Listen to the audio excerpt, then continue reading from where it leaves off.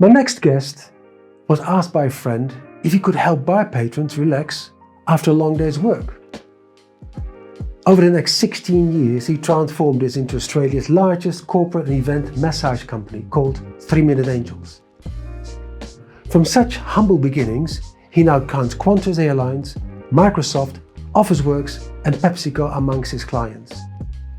He's a serial entrepreneur and actively involved with several other ventures. Please welcome Andrew Ward, or as his friends would like to call him, Wardy.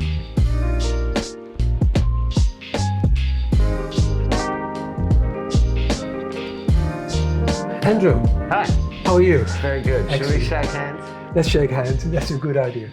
So, tell me about you've had an amazing history in doing entrepreneurial things. And what allows you to do what you currently are doing?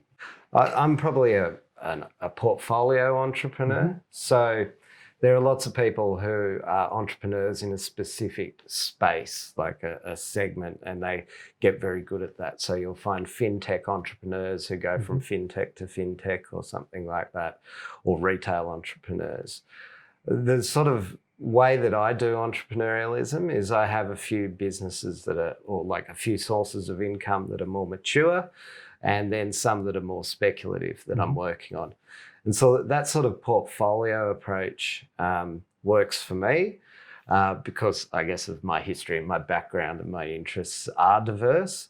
And for me, part of being an entrepreneur is getting to do the things that you want to do. And if you want to be a fintech person and focus in that space, or if you want to be a retail person and focus in that space and live and breathe that, all power to you, but that probably wouldn't work for me. Yeah. How did you actually get started? I didn't not know of small business because my parents were small business operators. And I guess after, primary school age, after school, I used to have to go to their small business and wait for them to finish work before we could head home. And so I kind of took an interest in what they were doing. And I'd get bored like every kid, and they made me a boardroom of my own, B-O-R-E-D instead of B-O-A-R-D, boardroom. And one day I went out and I took all the stationery that they had in their stationery cupboard and set up a little easel outside the front of their shop and started selling their stationery at ridiculously low prices. And so... But you're not happy about that? No, totally. So I think that was my first foray into entrepreneurialism, and then I probably got some assistance after that. They're a bit like investors in your stationery business. Yeah. Selling it at a loss. Great, I love it. Unwitting investors, who promptly pulled up that business. Yes. But when I went to boarding school after primary school, I got there and the bigger boys, year 10, 11, 12, so they're 16, 17, 18-year-old boys, one of the things that they wanted was privacy. And they all had windows, and if they weren't sharing, they had windows into their room. And so I was, maybe a couple of weeks at school and realised that all the bra shops and the women's lingerie shops and the hairwear shops, they would get these posters, massive posters of scantily clad women, and they'd be replacing them every season. And so I just went in and I asked them for their old posters when they were done with it. And then I came back to the senior boys with these 6'4" posters of Elle Macpherson and Claudia Schiffer, and I sold them these posters for $10, $20, $30 that I'd got for free. And that was sort of the start of being an entrepreneur. We talked about that a little bit earlier, the difference between starting a business or small business and an entrepreneurial business. What makes that difference? You want to expand on that? Yeah, so, I think there's a lot of, there used to be nobility in running a small business, and that was enough. I think people have kind of got infected with this idea that their business has to become a unicorn or exit or have some highly specialized or unique value proposition, and I don't think every business can do that. There are more small businesses than there are entrepreneurs, and being a small business owner is just fine. Like, I think there should be nobility in that. You're an employer, you're self-sufficient, you get to spend your time how you want to do it, and you're the driving force of the economy en masse. Now, if you ask them, well, what do you do? Well, I'm an entrepreneur. I mean, everybody's an entrepreneur now, even unemployed people. If you don't have a job, you've got a small entrepreneurial business. You're in search of a client, or you're in search of product market fit. You just haven't found it yet. So I think we use the word entrepreneur far more than we did when I was growing up in the 80s. Entrepreneur was a dirty word growing up, and small business had nobility about it. 2019, small business is kind of seen as almost lesser than somebody who's saying, well, I'm an entrepreneur, when in fact they're not an entrepreneur. They're maybe a lifestyle business, or maybe they're a franchisee, or maybe they're doing something that's not entrepreneurial at all. You know.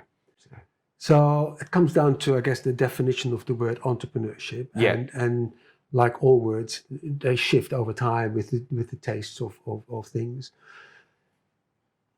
Leaving that aside, starting a small business, not buying a small business or inheriting a small business, but starting a small business, or starting an entrepreneurial business, they have certain phases in their process. You know, you need to decide to start, you need to get things organized, there's impact on what you do.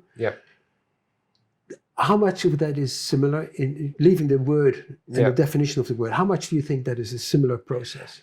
Actually, great point. So it is very similar. So there's this sort of evolution of an idea where you can start to conceptualize it, and then I think you go into pre-launch. So you go into this research phase, and then you've got to start to stake your ground, and how you do that might differ depending on each business.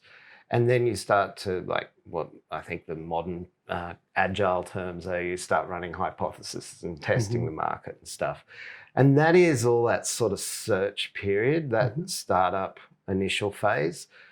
But then you will get, ideally, to a phase where you've got customers and employees and management, and it's switched from being a lot of unknowns to a lot of knowns. And then your job, whether you're in small business or an entrepreneur, is the same again. It's the need to systemize and outsource and offshore and streamline and say no to things that don't make margin relative to others.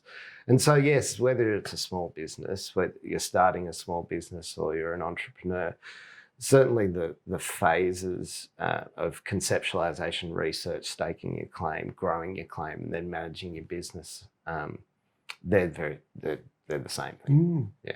Can you give me an example of staking your claim? That's interesting terminology. Okay. Well, yeah. I mean, I use this. I used this unconsciously for many years, and about 3 years ago, I wrote a little blog on it called Tolla de Terra, called Taking the Ground.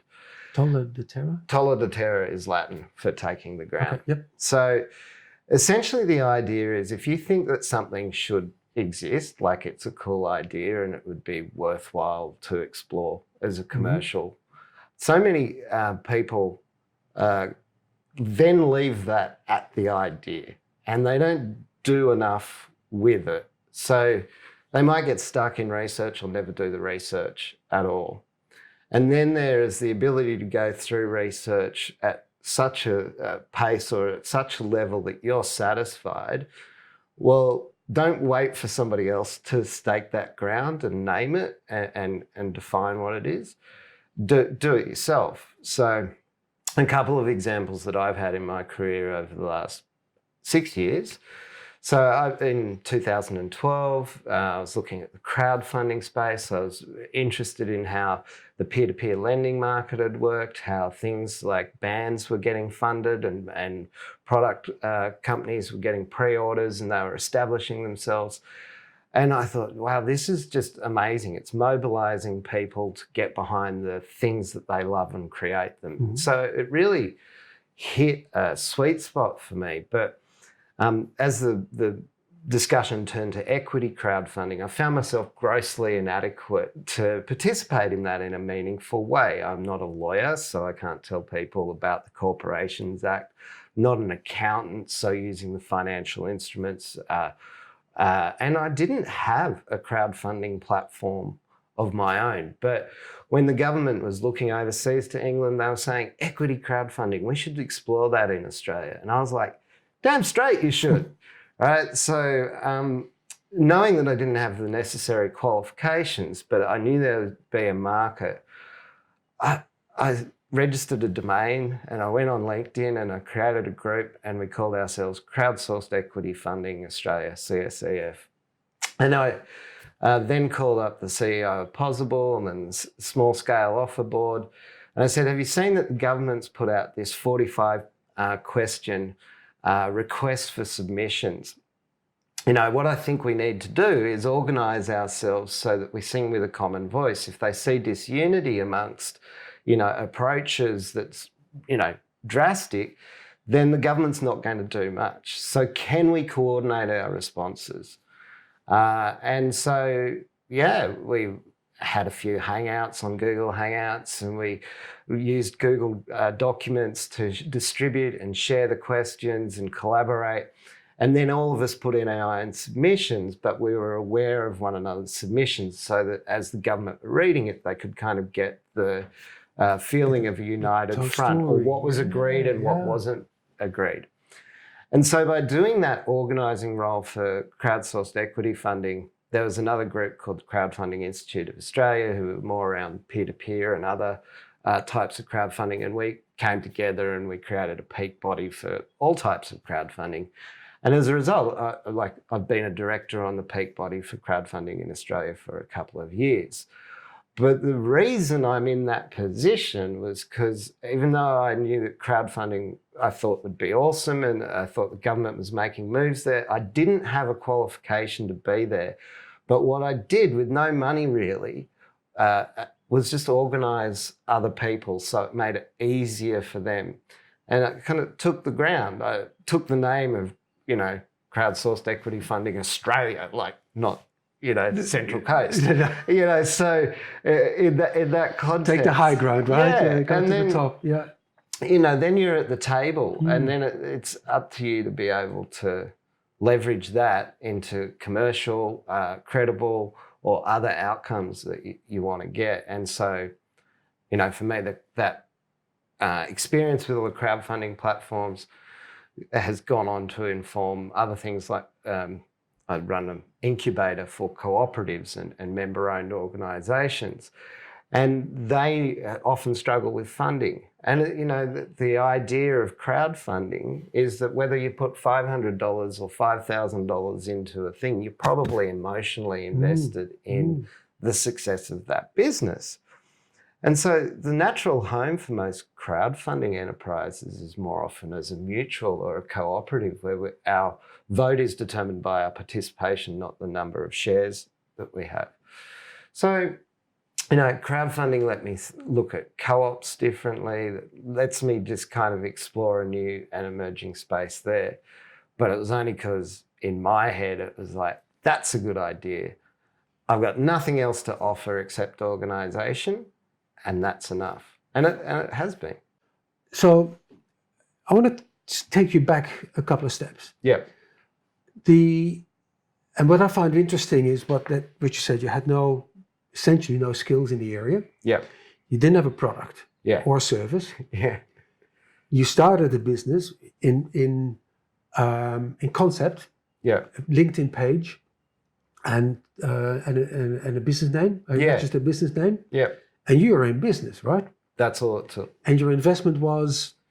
Time and networking and maybe $200-300 if that. Some legal fees to get the business name established and... Not even that. You've got the lodgement fees with ASIC. Like none of this is particularly difficult. Yeah. Yeah. So you can register a business name and a domain for under $100. Yeah. And if then all you're using is platforms like Google Drives to manage documents, and you're communicating through Skype or Zoom or other such things. All free. All free, yeah. You're able to start taking a space and claiming it. Now, what you do with that, in the case of the crowdfunding stuff, I was trying to stake credibility because I didn't have a commercial play in there. I think there's a commercial play to come.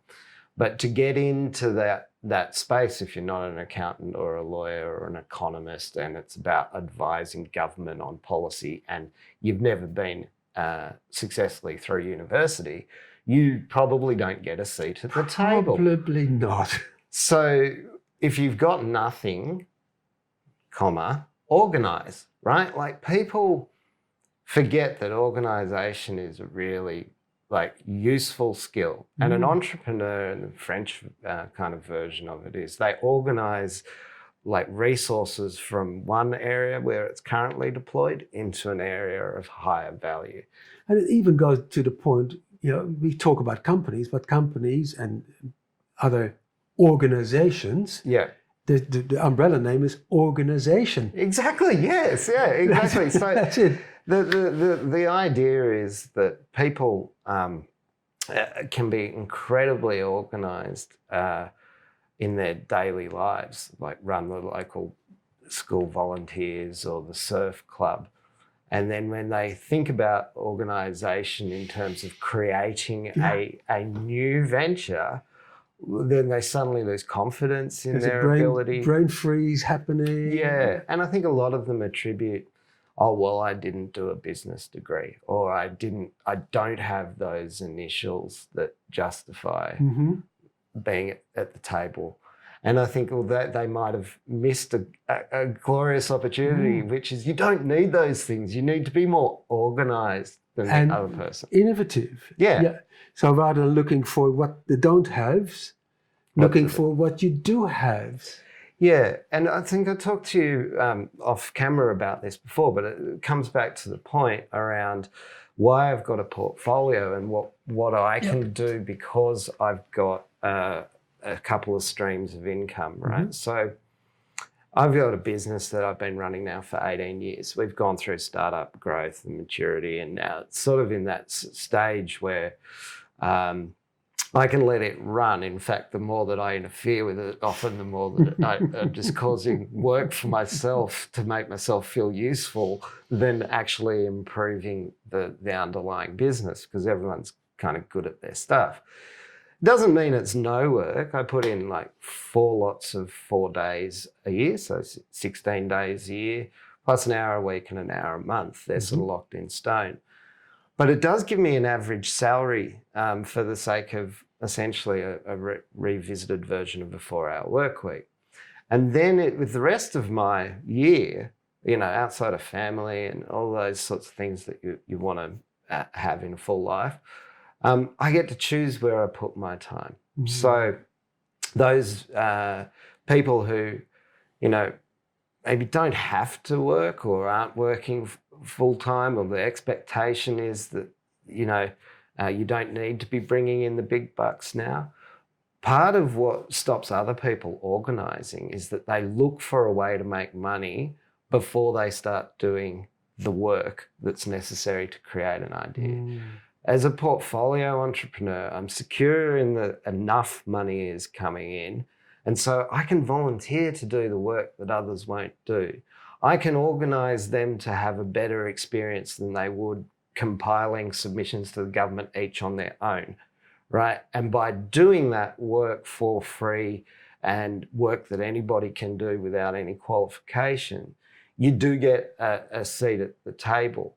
But if I had to have earned my money and the proposition was, hey, I'm going to stake the ground, but you have to pay me first, right? Like, if I'd have contacted all of the CEOs of those organizations who were actually crowdfunding platforms and said, hey, I reckon you should all chip in $500 each and I'll collaborate between you and organize. It just wouldn't happen. It's not going to happen. No. So if you've got an existing business or an existing source of employment and and you've got an idea, you've got already two things that other people don't. You've got organisation that you can bring to the party, and you don't have to get paid for doing it. So it's your competitive advantage. Other people will wait until they're paid, and if they wait until they're paid, you already own that ground. You've staked that claim.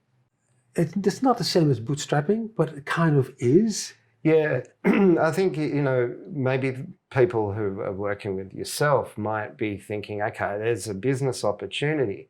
I would say that they can caution into it, right? So they can still look at the opportunity and start organising around it and start doing things that other people won't do until they're funded.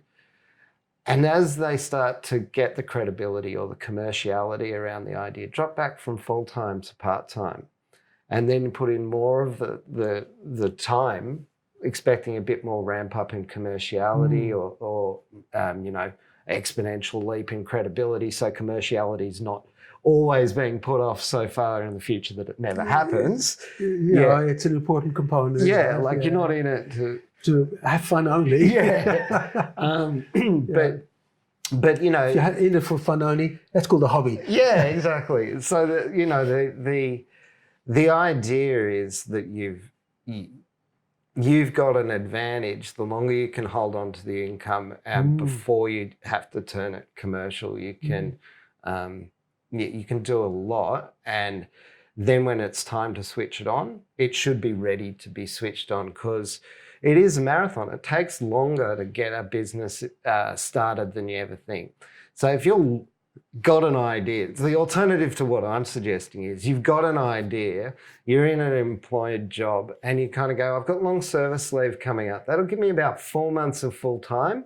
I reckon I can go from my current job with 4 months full-time leadway and create a business that's then going to support me and my family. Replace your income with 4 months. Dreamer. I mean, some people can, but 80% of businesses fail.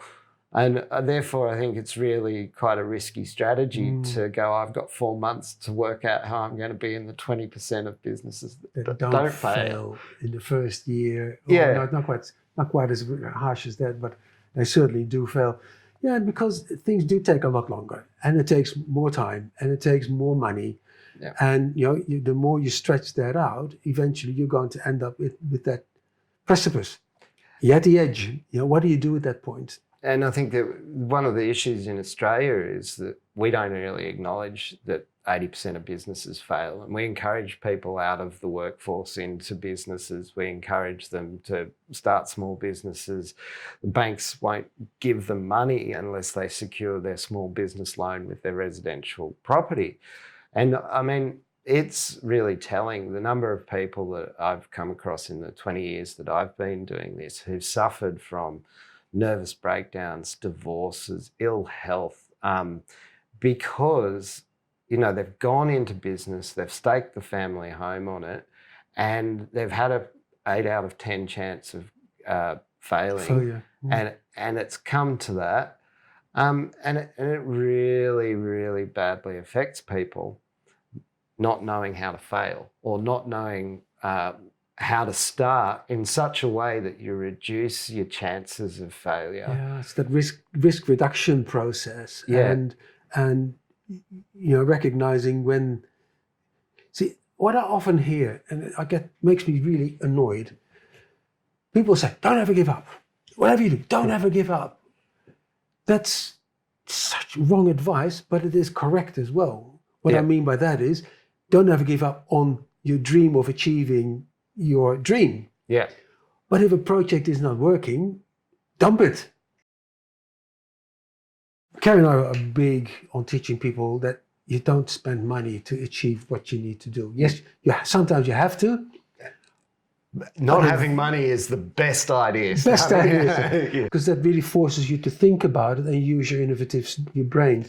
And we are huge on creativity, because ultimately that's where new things are born. Let's talk about one of your projects, 3 Minute Angels. 3 Minute Angels was born out of necessity. So I'd already had my first .com failure, and I'd lost everything.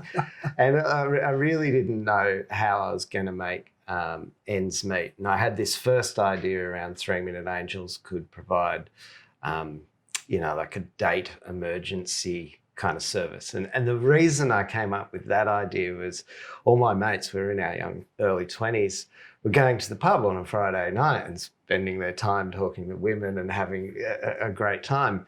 And I didn't have any money because I'd just pissed it all up against a wall on my first .com failure. So I printed off a couple of sheets, like survey sheets, and went into the local pub. And instead of going and having a drink, I asked people, what would you spend your money on between 5 p.m. and 9 p.m. on a Friday or Saturday night?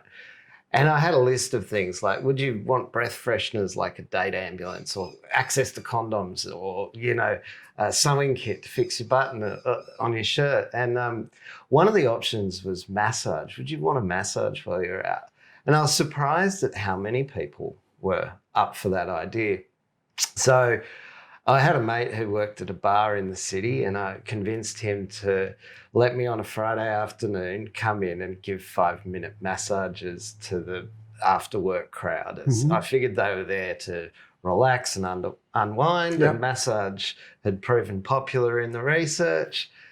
And so he said, "Have you got any massage qualifications?" And I went, not really.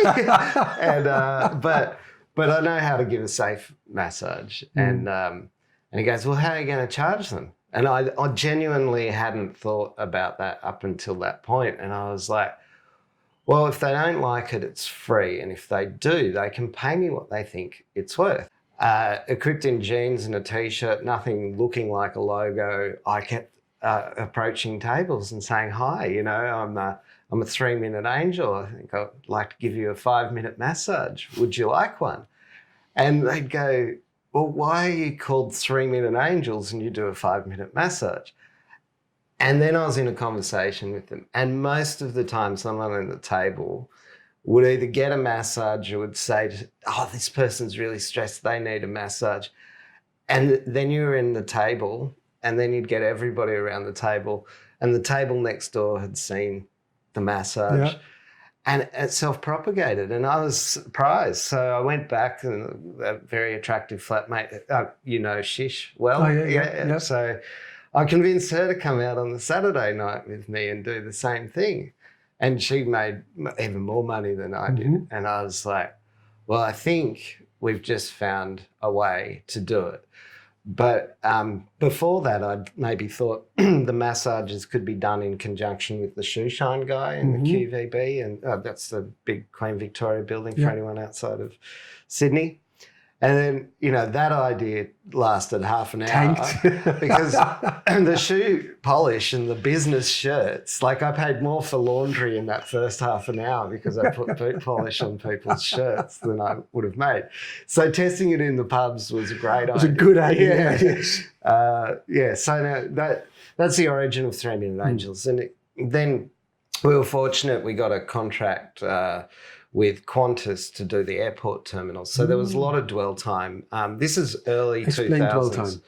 Well, so it was a time before mobile phones, before smartphones, when people were either waiting for a plane or they were waiting for their friends to finish work, and they didn't have a device in their pocket, and they would sit there thinking of things to interest themselves. And so dwell time, when we started 3-Minute Angels, was much higher than it is now. So you were able to access consumers in bars, shopping centres, airports, wherever people found themselves waiting.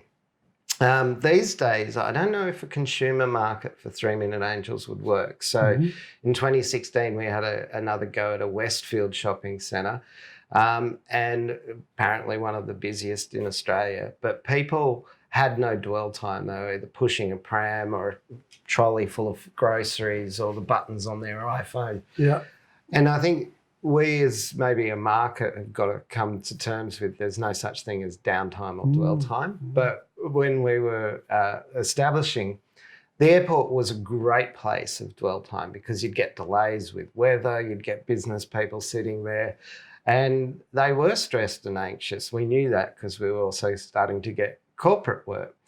But what it did was give us visibility, and it gave us the ability for people to go, "This was a great experience. Can you come to my event, be it a private party, or, hey, I'm the PR person for Virgin and we'd like to put you on the airplanes whenever we start a new route. It's like, you're kidding me. Yeah, it's just a PR stunt. But to have... How did you get into Qantas though? It's great to the Virgin would have piggybacked onto the Qantas experience. How do you get into Qantas? Yeah, so we were approached by one of them through another entrepreneur. So he had a what they call a lease in a terminal is called a concession. And he had the Burger King concession. Yep. And they came and they thought they wanted massage that was like with a chair and, you know, in a particular format. As part of the Burger King? Oh, well, no, as part of Qantas. Qantas, yep. But then, you know, it lasted about 3 weeks, that version. And we tried again with a wandering format where we could go to the gates where people were dwelling. And that worked a lot better. Qantas were happier, we were happier. And so we did that for 3 or 4 years. Okay. And that just meant that the number of people we were giving 5-minute massages to in airports, shopping centres, pubs and clubs meant that we ended up building this secondary form of income, which is today our primary form of income, which was events and conferences and marketing promos and corporations. So we're now 80% of our work comes from large organisations, departments within large organisations who have a discretionary budget, and that might be spent on birthday cakes for everyone's birthdays or Friday afternoon drinks or whatever it is. And they use that market now to pay for 5-minute massages for their employees. And that we only developed that database, literally hundreds of thousands of people getting 5-minute massages, turning into tens of thousands of corporations, turning into, again, you know, lots of departments within those corporations. So today we've done millions of massages. We're probably Australia's largest massage network. So we've got, you know, a team mostly based out of the Philippines. I'm here in Australia to do recruitment and training initially, but then it's handled offshore and outsourced. And we've got most of that Philippines team. They've been with me for over 10 years. And they know the business better than I do, but they operate at a fraction of the cost of the Australian equivalent. And we felt this really badly. So when we were 2007-8, just as the iPhone and those sorts of things were hitting and killing dwell time, we also had the GFC. And this business that had been growing hundreds of % year on year for nearly 5-6 years consecutively, we thought we could do no wrong. And then the GFC came, and what gutted that was the pubs and clubs, the shopping centres, the loss of the airport. And corporates couldn't be seen to be giving massages to people while they're laying off other people, even though those people who remain might be now needing the massages more. Stressed, exactly right, And so we've ended up in the position that we couldn't maintain an Australian management team on an Australian financial basis. So I ended up not only going over to the Philippines to establish my own team for 3 Minute Angels, but we built a business there for 2 years. And I kind of sold out as the junior partner, and it's gone on to do great things. But its whole innovation was probably a separate topic, but it really taught me early, compared to other people, the importance of your cost structure. So now we don't do pubs and clubs, airports, shopping centres. We pretty much do corporates, which is 9 to 5, Monday to Friday. We've got a lot more time back, and we've got it systemised to the point where I do 4 recruitments in each of the cities, 4 times a year. And it's 16 days of my time, but it does give me an average Australian salary for 16 days of my time. And if you take that there's 200 working days in a year, I've now got 184 of them to invest in the things that I think are the next big thing or something that I feel passionate about. Off camera, we spoke briefly about a period of time when you thought about maybe attracting investors, external investors. I want to explore that a bit. Okay, yeah. In the dot-com bubble that I'd just come out of that had burst. You know, everybody wanted to raise capital, and like everybody in 2017 through to 2019, it wasn't about business fundamentals. It was about your seed round and your A round, and it was about the funding, not the business. Really, that was the same thing in the early 2000s and late 90s. And so after having gone in on my own and secured enough money to pay the rent with, and my flatmate was making even more, and we were growing, we thought, well, this could be a great service to the hospitality industry. Mm-hmm. So I wrote some checks for $5,000 a piece to the big hospitality owners to come to a presentation. So you paid them to be there. Okay, that's a novel idea. I had written the check on the proviso that if they wanted to go forward with due diligence, the check could be ripped up. Mm-hmm. And if they didn't want to go forward with due diligence, they could keep the $5,000 for payment for their time. Yep. So not unremarkably, when you pay somebody for their time on a no-lose basis, they all turned up. Mm-hmm. And we want $500,000. We're going to make massages in pubs as common as pool tables. And they all agreed to do due diligence. So I, in my head, ripped up all of those checks. But as we got down to, like, how does a massage business making money make money for their business, it became too abstract, too far off. And they all pulled out of the due diligence. However, we'd spent most of that time, instead of investing in proper management systems and in technology, in courting people for $500,000 to get ourselves the next big thing. And basically that was our first experience of chasing money from the wrong people. So I think you should get it from your members of the crowd, your employees, your customers, before you want to get it from your investors. And I see most people these days, they want to get it from the investors so that then they can go and make members and customers and employees. And it's ask about. Yeah. So this happened quite early on in the development of 3-Minute Angels, right? Yeah, like 2 months in, okay. I was like, let's pitch for capital and so let's go. So you think it might have been slightly wrong timing?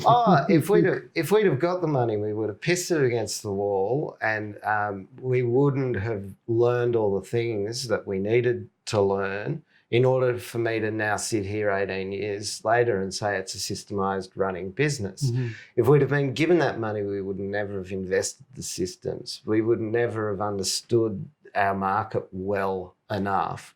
We would have been totally undeserving of the money, because we would have been selling bullshit that probably wasn't going to return the amount of money that we were promising. So, what we learned from not getting them funding, although it was a sort of devastating way to learn, was that we needed to control our costs of production. We needed to move everything to a variable cost. In our business, it was cash. People were handing over potentially 5 or potentially 20. How do you manage that? And what it came down to for us was like this family culture and rewards and incentives. So if you didn't hit an hourly revenue rate, you were cut from the team. And it became something that people wanted to be in the team. And we had to do that because of the cash flow requirements, but it created the right culture for high performance and being very gregarious and being good angels. If we'd have had the money to pay people, regardless of their performance, would we have ever understood how to manage that interaction in 5 minutes, so that by the time they finished, they were going, oh, that's the best thing that's ever happened to me. Keep going. I want longer. And so I think that's, if you do get capital too early out of some good fortune, fools, family, friends, usual suspect, yeah. Yeah, you could quite easily be pissing it up against the wall, and 80% of businesses fail.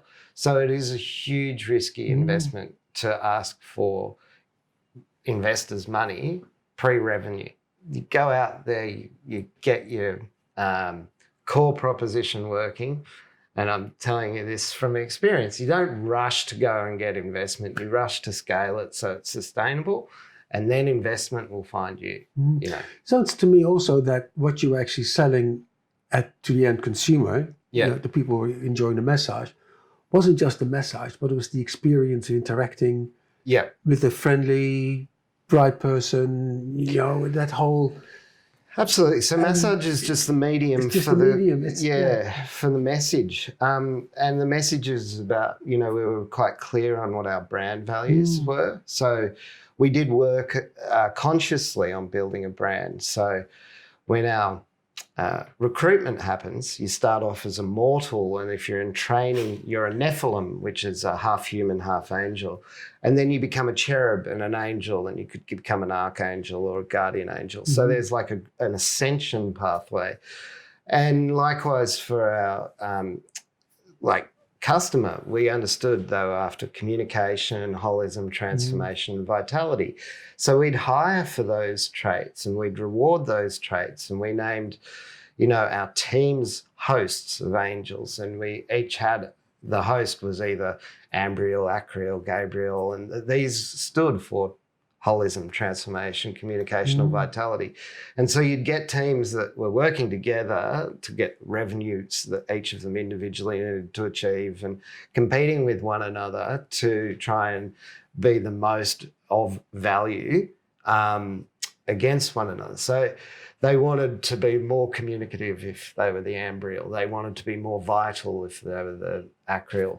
So they would gamify the whole thing. Absolutely gamify the thing. So how did you manage the interaction between the various games, the various teams? Did they end up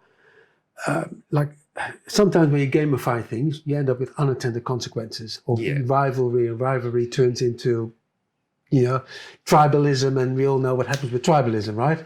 Yeah, so I think that a lot of people make this mistake in terms of, cultures and systems have to be aligned. So if your system rewards competitive behaviour, like employee of the month, and then you go about saying, hey, we all need to collaborate, right?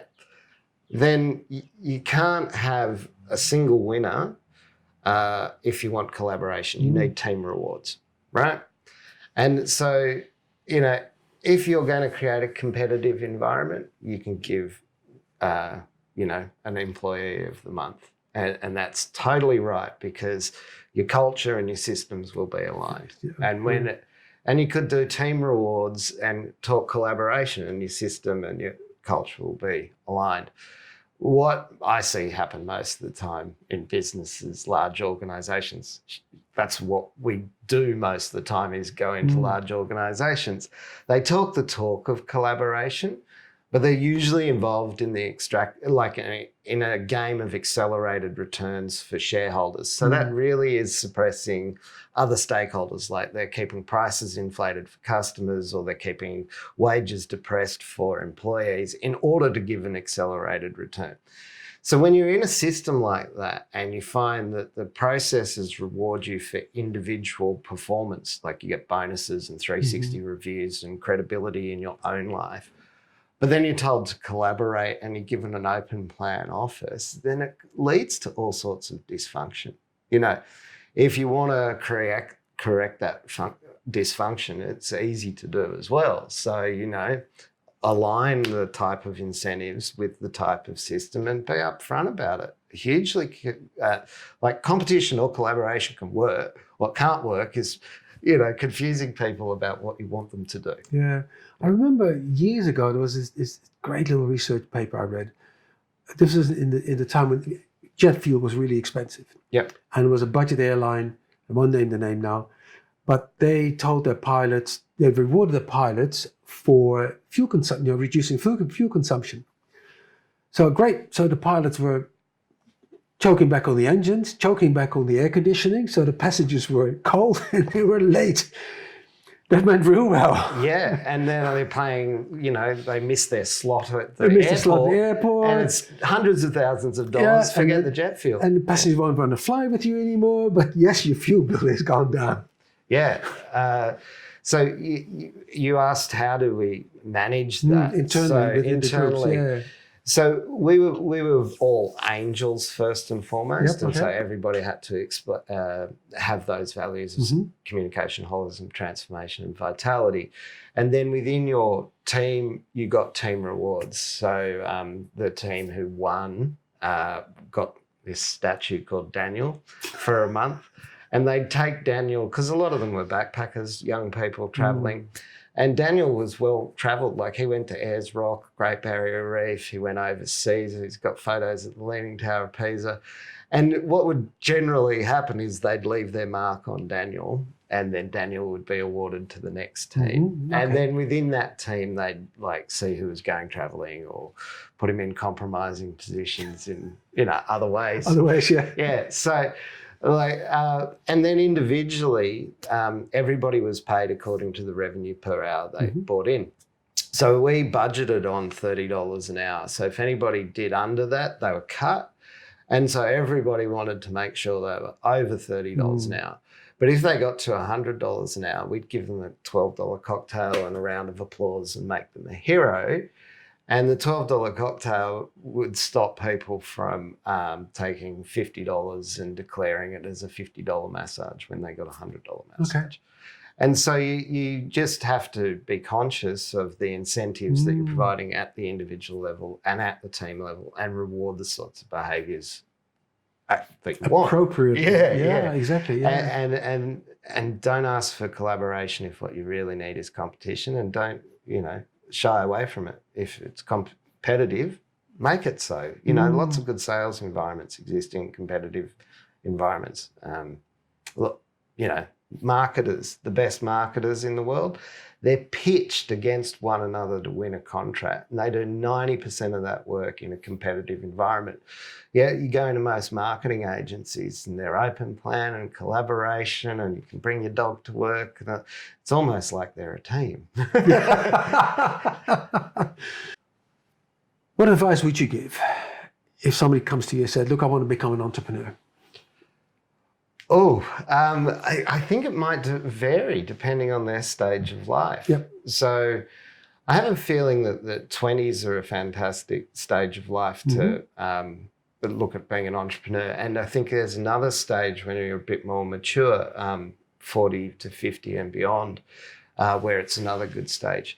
But I actually would probably caution some people who are pre-babies, babies, early babies from becoming entrepreneurs. I think having an entrepreneurial pursuit, whether it's for-profit or not-for-profit, whatever its structure is, it's like having another child if you're in that stage, and children are already demanding. This child might need your bank to take your house as collateral in order for you to get your venture off the ground. And you've got an 80% chance of it not working statistically. And so this child that is your business has a box of matches and can literally burn the house down. So I think that there are times where I'd advise people not to become an entrepreneur, and it is contextual. But if they are of the right age and stage, I think the advice that I'd give an entrepreneur is, just around knowing when to be patient and when to be impatient. So everything takes longer than you think it's going to take, but you do need to act with a sense of urgency. So if it doesn't inspire others that you are acting quickly, like customers, employees, then they won't act quickly either. So there's this thing called Parkinson's law, which is that a task takes the time that you allocate to it. So if your research is going to take, 3 weeks, it's going to take 3 weeks to complete. If it's going to take 3 months, it's going to take 3 months to complete. So, but no discernible benefit at the end of that. Absolutely. And so you'll see this in a lot of organisations now, getting rid of 1 hour block meetings and winding them back to, okay, this meeting needs to be done without chairs. We're standing up. We want to get it done in 5 minutes. Because if we're sitting around collectively all asking how was your weekend, having a cup of tea, going through who's going to run the agenda, and then you start talking, you've lost so much time. So, and one thing I'd say is that, be impatient and use Parkinson's law to your effect and get the 80-20 rule so that you get the best of the ideas straight up and as quickly as possible. But then be patient that it does take longer overall for a market to mature, for capital to be raised, for changes in culture to filter through, for changes in the pipeline further upstream to translate into sales. So, you can wish them to happen as much as you want. And when you do, you set up an expectation and you get disappointed and you get frustrated and you take it out on everybody. And that's a really bad negative place for you to live with other people in. So you got to be patient at that level and at the same time really impatient. With your tasks and with your time and being really, even if you've got a lot of time, like by some arguments, I've got a lot of time in the year to do nothing with. But if I'm really impatient about it, I get a lot more done. And you see that with everybody. You want something done, you give it to a busy person. So what 3 skills do you think are needed for somebody to become a successful entrepreneur? Well, your question is about skills, not success, right? So I think the first skill is that organisational ability. So if you can understand what the next step to take is and who's going to take it and where and how much money that's going to cost, that's the number one skill, I believe, for an entrepreneur, like knowing the next step. And then probably the number 2 one is executing it. So the number 2 step for execution is that sometimes it's better off not being you that executes that bit. So there's some of the more fantastic teams I've worked in is where people's skill sets are matched to the tasks that they're doing. And some of the most dysfunctional ones is where you've got the founder still doing stuff that they shouldn't be doing. So the organisational skills, and then I think execution skills and knowing when you aren't the right person to do and indeed something. when not to execute something at all. It may be a great idea in your mind, but in reality it's probably the thing you should not be doing, and then segue into something else. And pausing or waiting for the market, like we've talked already about staking the ground, but you can be strategic. So I'll give you an example maybe from the crowdfunding space. So when crowdfunding came out initially, it was with rewards crowdfunding, and there was probably a dozen or more web platforms. And then equity crowdfunding got a good kickoff, but it ended up taking 4 years for the legislation to go through its courses. And then upon getting the legislation, it was only for unlisted public companies. So of the million ABNs in Australia, 999,000 of them are for companies, but most of them are private companies. The number of unlisted is tiny. But everybody there applied for licenses and had to recruit the suitable number of responsible managers and people to hold AFSLs and things. Now there's a dozen of these equity crowdfunding platforms. So what you've learned from rewards crowdfunding is now there's about 3, Start Some Good, Ready, Fund, Go and Possible. The rest are gone. And it's likely that out of the dozen equity crowdfunding platforms, if you fast forward only another 4 years, there's only going to be 3 of them left, right?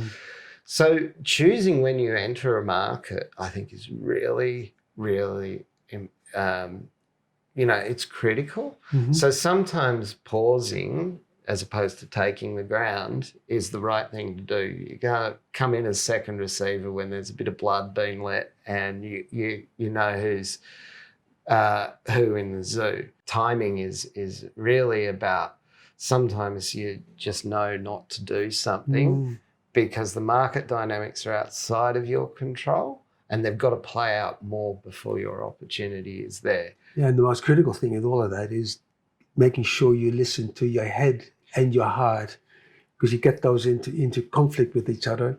You may force it with your head, but your heart screams, and then you gotta. I want to do this now. Yes, no, exactly. But I feel horrible about doing it, but you gotta do it. You know, that sort of thing. Debate that people have.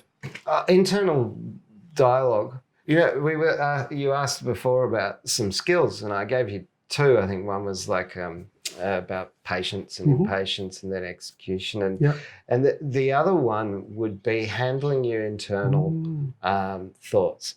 So, I mean, everybody's got this running dialogue in their head, and it's very difficult to maintain that in a positive state of mind when you are busy, when you're unsure of the next steps, and these things will happen to you.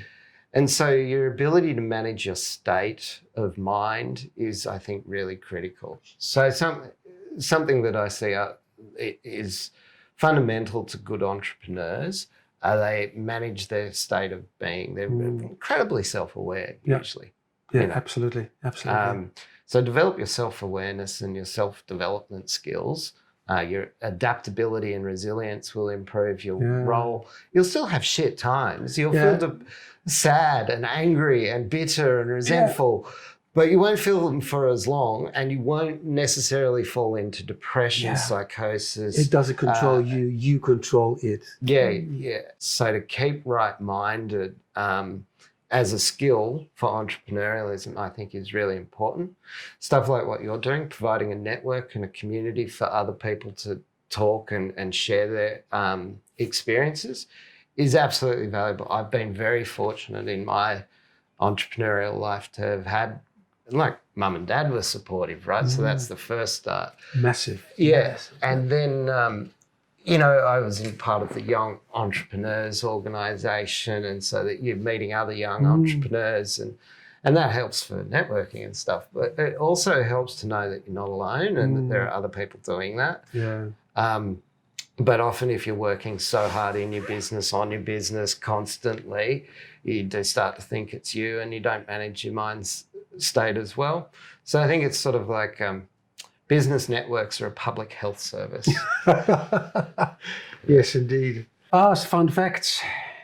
I have 2 Guinness World Records. I hold them in group with other people. So I'm part of a Guinness World Record for the most number of people giving massage simultaneously. And I'm part of a Guinness World Record for the most number of people dressed as Spider-Man in a single location. And so I have both of these Guinness World Records, and to the best of my knowledge, I'm the only one of my friends with 2 of them. That might be a world record in its own right. No, so that's a fun fact. Andrew, thank you, it's been a great pleasure, and success with all your ventures in the future. Thank you. I appreciate the interview. I look forward to, talking more. Let's do that. Excellent.